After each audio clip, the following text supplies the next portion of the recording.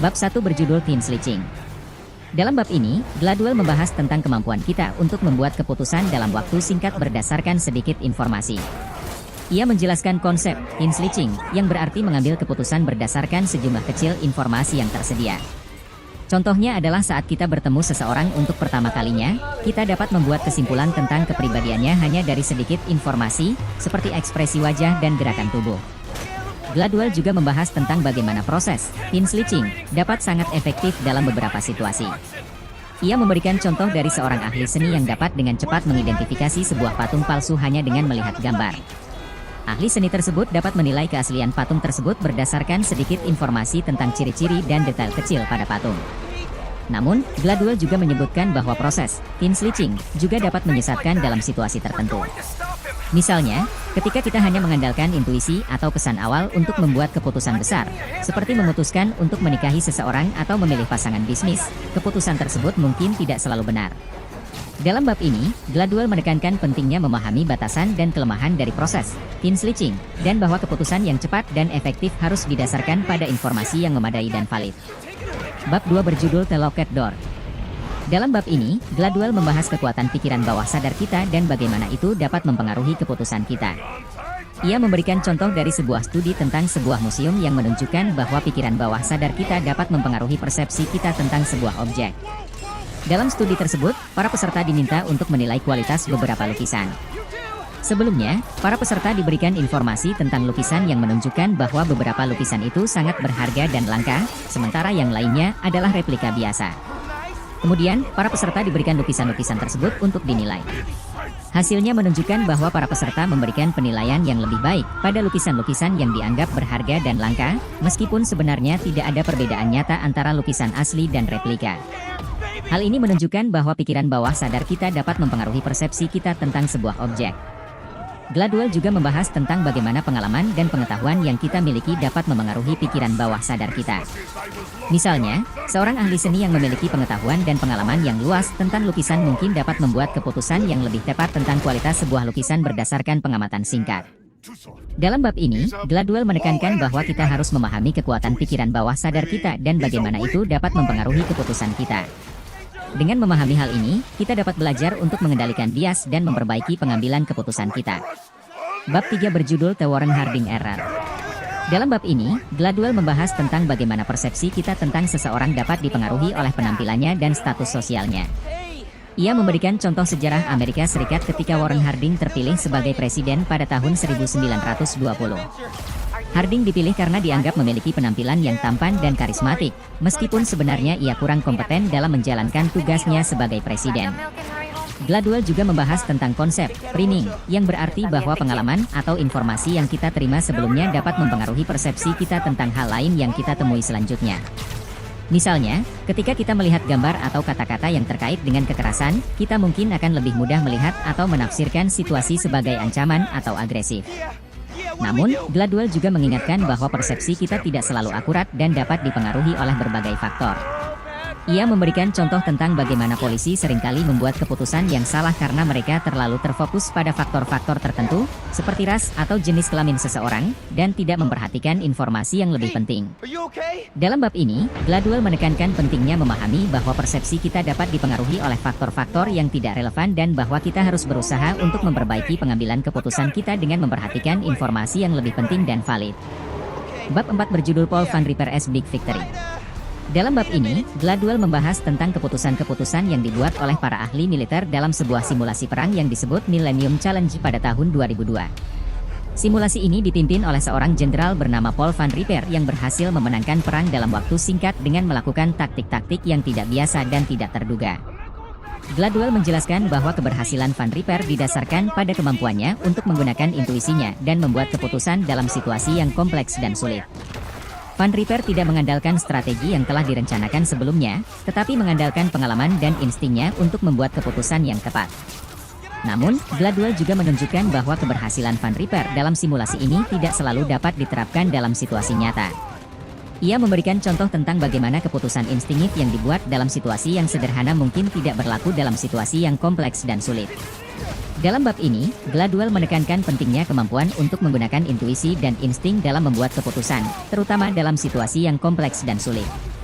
Namun, ia juga menyarankan agar kita tidak terlalu bergantung pada intuisi dan insting saja, tetapi harus mempertimbangkan informasi dan analisis yang lebih rasional dan objektif dalam membuat keputusan yang lebih tepat.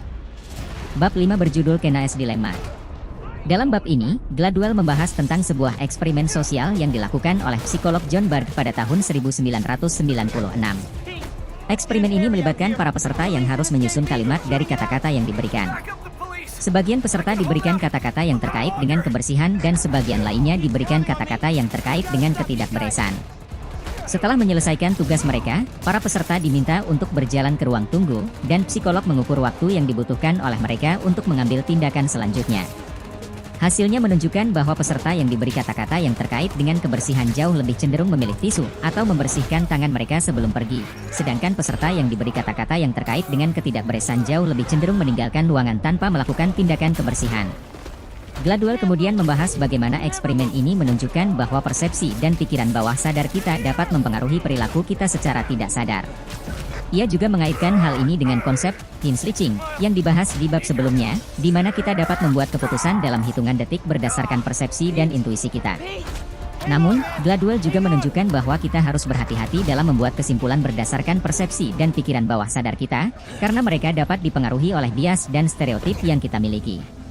Oleh karena itu, penting untuk mempertimbangkan informasi yang lebih lengkap dan rasional dalam membuat keputusan yang tepat. Dalam bab ini, Gladwell menunjukkan betapa pentingnya memahami bagaimana persepsi dan pikiran bawah sadar kita dapat mempengaruhi perilaku kita. Namun, ia juga menekankan pentingnya untuk memperhatikan bias dan stereotip yang mungkin ada dalam pikiran bawah sadar kita dan mempertimbangkan informasi yang lebih lengkap dan rasional dalam membuat keputusan yang tepat. Bab 6 berjudul Seven Seconds in the Bronx. Dalam bab ini, Gladwell membahas tentang sebuah insiden di mana seorang pemuda kulit hitam bernama Amadou Diallo ditembak mati oleh 4 polisi kulit putih di Bronx, New York pada tahun 1999. Diallo tidak melakukan kejahatan apapun, tetapi polisi menganggap bahwa ia merupakan orang yang mencurigakan dan mencoba untuk menangkapnya.